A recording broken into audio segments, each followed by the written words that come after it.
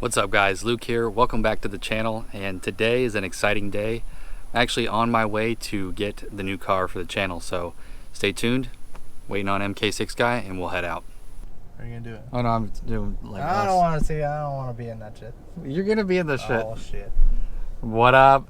Alright, so I got Alright, so I'm here with my boy MK6 guy. Say what's up. And we are on, it seems like we were doing this deja vu about a year ago, huh? Going to get the Hellcat. Here we are. Going to get something with half the cylinders. Alright, well here we go.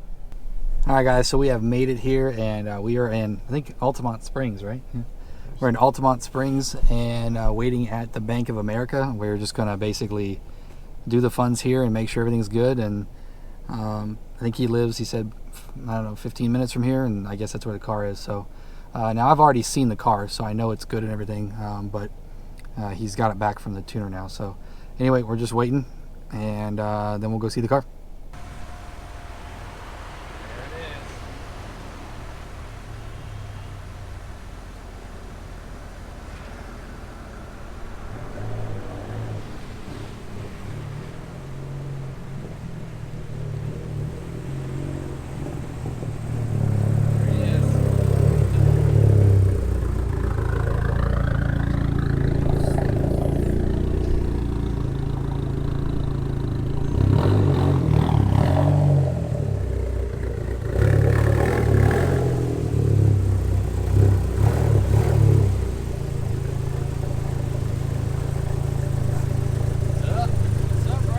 There it is. You're going forward. I'm going forward. The fronts are perfect. Yeah. The rear needs to come down like a half inch.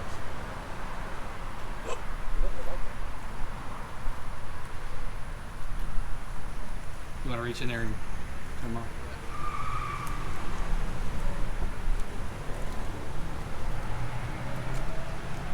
Dude, this thing is dirty and it's still clean. Got crayons.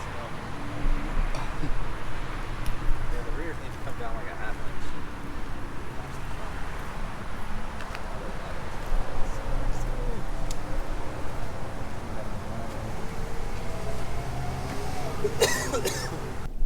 Alright, so I'm here with the previous owner of the SRT4, Frank, and we've been trying to get this damn cashier's check to check for like the last 2 hours? 2 hours. Bank of America didn't want to do it, and we just got done with Amscot for like 45 minutes, almost an hour, and we went through every verification we could possibly think of, and they still didn't want to do it. Anyway, so we're on the way to another cash checking place, and he was going to tell us a story about the SRT. So I figured I'd get on a camera. Hello. What's up?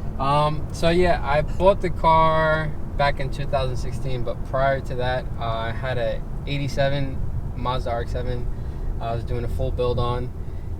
But around that time, the missus was asking me like, hey, when are we gonna get married? When are we gonna get married? So I was just like, you know what? Let me sell it. So I sold it. I bought her ring, and I was trying to find something that was within the budget. I was looking around everywhere. Everybody wanted top dollar or more than what I had. So I went. I was just like, you know what? Let me look on eBay. Go on eBay, see a listing. The bidding was at like $1,700, and they were actually in Merritt Island, Florida. So it said twin turbo SRT4, 69,000 miles. I was like, bullshit. There's no way. So I clicked on the picture. I was like, wow, it actually has a twin turbo kit. So I messaged the guy. I was like, hey man, I'm really interested. This is my budget. This is what I'm working with. Can you cancel it? So long story short, I ended up talking to him. He liked me, I guess, from what we spoke via messaging, and he stopped the bidding, and I bought the car for $2,700. So $2,700. 69,000 mile, supposedly one owner, but we found out later he was the second owner. Bought it with a spun bearing. Had dreams of keeping the original motor just to keep it with the car and build that up, and then buy something else to have the car running in the meantime. But hard times came, sold the original motor, bought another motor, put it together, did the head, bought all these cool parts, and long story short, 3 years later, I finished building it to sell it. So To me, here I am. Oh, look. That was a Mustang and Challenger race, and then Challenger was spanking his ass. It was a dick measuring contest. More power, no car. But okay, so here we are.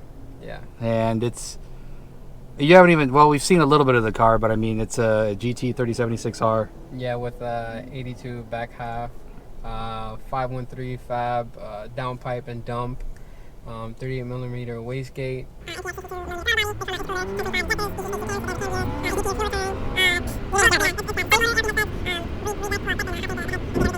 I did it so that way when I took it apart and put it back together, it'd be able to hold.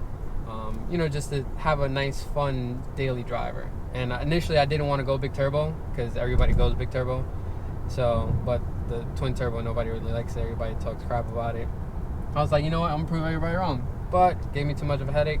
Sold it and went big turbo anyways. Yeah, So. that's just the way to go, I guess. So, what were you thinking you were gonna get out of this thing, power wise? Like, what's the setup? 450 wheel. About 450 wheel, comfortable. Yeah. E85, 500, no problem. Definitely everybody I spoke to that has a setup, it's not going to be a problem. Right now it's on the base map from Nigel at BST. Johnny Boost just finished going over the car and going through it, making sure everything's squared away, bled it and everything, and now it's perfectly fine and Ready to go. ready to go. If we can get the damn check cashed. Yeah.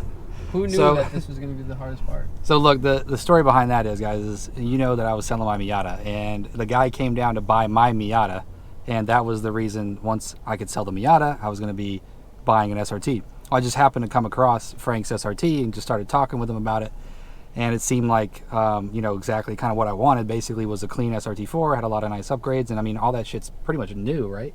It's all brand new. I mean, it's all brand new, the stuff that he put on it. And he was having it checked out by one of the best, you know, mechanics, SRT mechanics in the nation. You know, what better situation to buy one, I guess, you know? So you can take somebody's word for it, but you really never know. Anyway, the guy, but I mean, it was in the shop, you know, it's sitting there getting worked on in the shop. So that was like the best way to see it. So I got a cashier's check for my Miata. Now, my bank wanted to hold it for like a week before I could have the cash. So come to find out, I guess all banks have different rules with cashier's checks and the amount of money and all that kind of junk. So I was like, well, I looked online where you can sign over a check to somebody. Well, I was like, well, shit, if you're cool with that, why don't we just go to your bank? We'll sign it right there in front of him, and you can deposit it in your bank. And he was cool with, if it has to be held with a couple days, at least it's in his bank, ready to go. Well, we went to his bank, and I guess they weren't about it. They just... Yeah. They pretty much were like, yeah, we don't feel comfortable doing that, so F you, basically. Yeah. And I'm not going to say the name, but it's Bank of Not America. Yeah, yeah, America, right? Yeah. I figured being the national bank, if anybody was going to do it, they would do it, right? They have the resources. Right? Yeah, they have all the resources. They've got the backup, everything. So that didn't work out. So we went to Amscot just to try to, and we were going to pay the fee. It was like 300 some bucks. We were going to split it. And after being there for an hour and verifying everything, they verified the guy's phone number who wrote me the check, and they called his bank, and we literally talked to somebody from their bank, and they verified the funds. It was ridiculous, and they still wouldn't do it at the very end because the phone number of the guy that wrote me the check supposedly didn't have his name associated with it, which I called the guy right there, and he's like, that's my home phone. I get a phone bill in the mail every friggin' month. So we don't know what the hell's going on, but we are taking a trip in the Mazda with all three. Third try. For the third try, and I don't even know what's going to happen after this. I'll probably have to bleep that out. But anyway, we're about to pull in, so we'll let you know how it goes. All right, guys, what's up? So finally, after all that crap, you know, I ended up just putting the money order in my bank, or the cashier's check in my bank, and just letting it clear. But it only took 48 hours this time. The first lady told me it was going to take 6 days, so that's why I tried to just sign it over to the guy so we could get it over with. Anyway, so he was nice enough to deliver it to me, since I'd been up there twice, once to look at it and once the time that you saw right before this. So he delivered it the night before last, and finally just took it through. I just took it through a quick car wash real quick because I just had minor surgery. No more kids, if you know what I'm saying. So anyway, I just wanted to give you guys a little runaround of the car and finally let you take a look at it and see how clean this guy really is. All right, well, it's a little different than a Hellcat, but might as well be a 4-cylinder version. For those of you who don't know, this is a 2004 Dodge Neon SRT4. and it is considerably modified. On top of that, it is very, very clean for its for the year. And of course, most of these things have been ragged out like a 240 on drift day.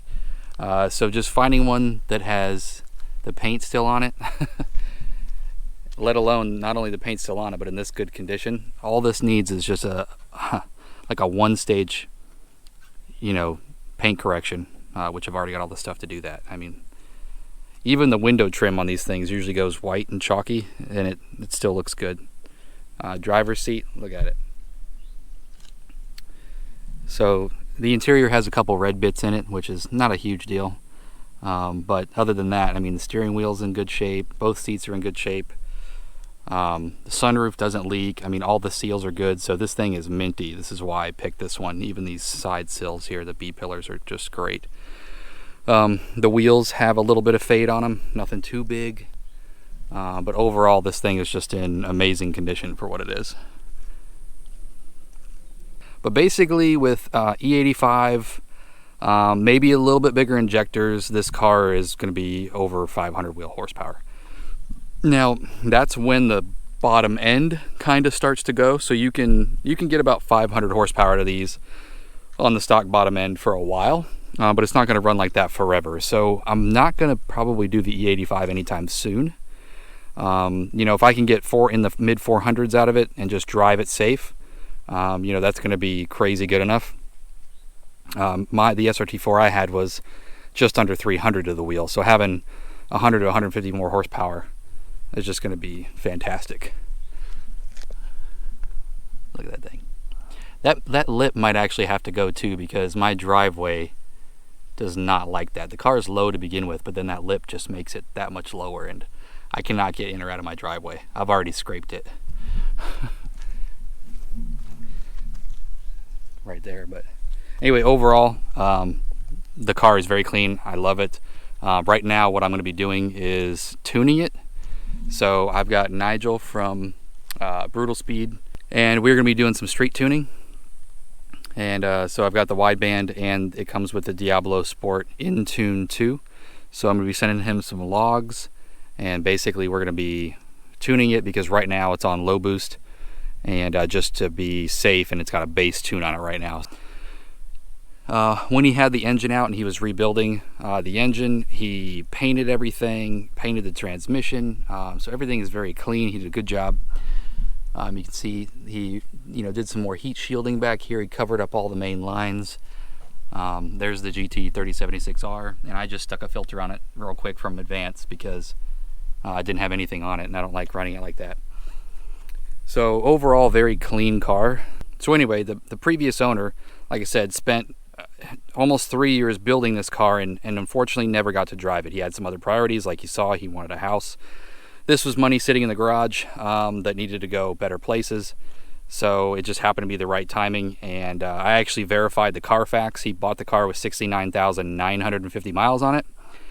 When I got to see the car, it had 69,950 miles on it. So the poor guy literally never drove it. It was trailered or towed wherever he had to fix it. So, just ballparking all the modifications, it's a little over 10 grand, and it's all brand new. So, I mean, you've got a car that this clean is probably worth at least 6 to 7-ish, if not in the 7s to begin with by itself stock. Then you add in over $10,000 worth of modifications that are brand new, and you have this car. So now you know why I jumped at the fact to grab this car. Ended up paying about $78.50 for it. So I think it was a great deal. I was going back and forth between either a stock car, clean, but then I think I'd want to do things to it.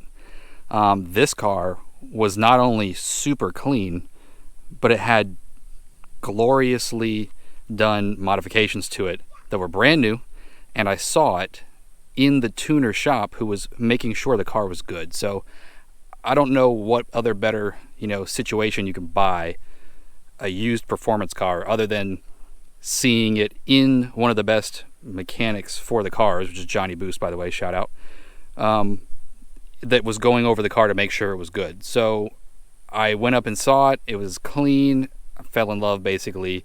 And the guy really, really liked the car. So I feel like I can do him some justice by, it's going to be in some good hands here. It's going to love its new home. So anyway, just wanted to give you guys a little rundown.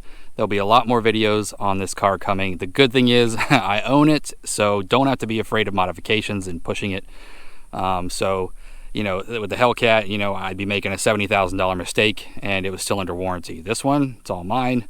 So stay tuned if you want to check out some more on the SRT4. This might be a little difficult to do, but I'll try to hold it.